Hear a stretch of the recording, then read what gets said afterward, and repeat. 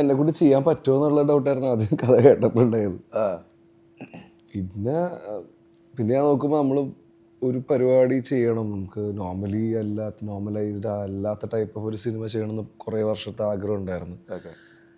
അപ്പോൾ ആ ഒരു കിക്ക് എനിക്ക് കിട്ടിയത് ആക്ച്വലി അജഗജാന്തരത്തിന് ശേഷം ബ്രഹ്മയുഗത്തിന് ശേഷമാണ്.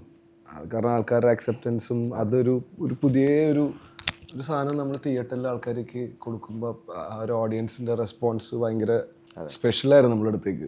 ഡിഫറെൻറ്റ് റോൾസ് മാത്രമല്ല, ആസ് എ സിനിമ റോളിൻ്റെ കാര്യം ഞാൻ പറഞ്ഞു. നമ്മളൊരു ഒരു നോർമലി ചെയ്തു വരുന്ന ഒരു പരിപാടി ഫ്രെയിമിലില്ലാത്തൊരു സിനിമ ചെയ്യുമ്പോൾ കിട്ടുന്ന ഒരു കിക്ക്, നമ്മുടെ ഗോതയൊക്കെ ഇറങ്ങിയപ്പോൾ എന്ത് രസമാണ് നമുക്ക് പടം കാണുമ്പോൾ കിട്ടുന്ന ഒരു ഫീലൊക്കെ. അപ്പോൾ അങ്ങനത്തെ ഒരു പടം വന്നെന്ന് കുറേ വർഷത്തെ ആഗ്രഹം നമ്മുടെ എല്ലാ ആക്ടേഴ്സിൻ്റെ ഉള്ളിൽ ഉണ്ടെന്നാണ് ഞാൻ വിശ്വസിക്കുന്നത്.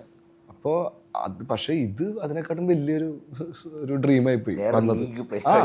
കാരണം ഇത്രയും കാസ്റ്റ് ഉണ്ട്, ഇത്രയും ഇങ്ങനത്തെ ഒരു ടൈപ്പ് ഒരു സിനിമയാണ്. ഇതെങ്ങനെ നമ്മൾ എക്സിക്യൂട്ട് ചെയ്യാൻ പറ്റുമോ ഇല്ലേ, ഇതിപ്പോൾ ആ ഒരു സ്റ്റൈൽ ആൾക്കാർ അക്സെപ്റ്റ് ചെയ്യോ ഇല്ലേ എന്നുള്ളൊരു ഡൗട്ടും ക്ലാരിറ്റി കുറവ് നമുക്ക് ഉണ്ടായിരുന്നു ആക്ച്വലി.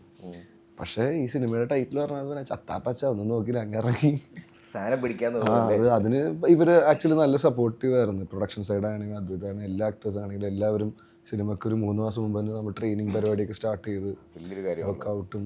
കാരണം വെച്ചാൽ അതാണ് സിനിമ, ഈ സിനിമയുടെ കോർ അല്ലെങ്കിൽ സോൾ അതാണ്. അപ്പം അത് വൃത്തിക്ക് ചെയ്തില്ലെങ്കിൽ ആൾക്കാർ അക്സെപ്റ്റ് ചെയ്യില്ല. മാക്സിമം നമ്മളെ കൊണ്ട് പറ്റുന്ന രീതിയിൽ നമ്മൾ ചെയ്യാൻ ശ്രമിച്ചിട്ടുണ്ട്. Denwood, the next generation wood.